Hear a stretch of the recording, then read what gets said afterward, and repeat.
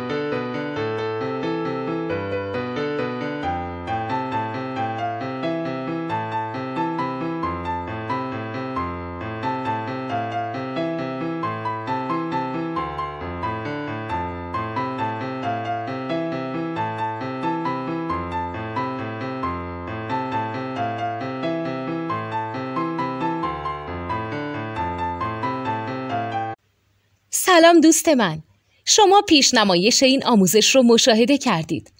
برای دیدن آموزش به صورت کامل میتونید به وبسایت نوت 2 که مرجع آموزش موسیقی هست مراجعه کنید.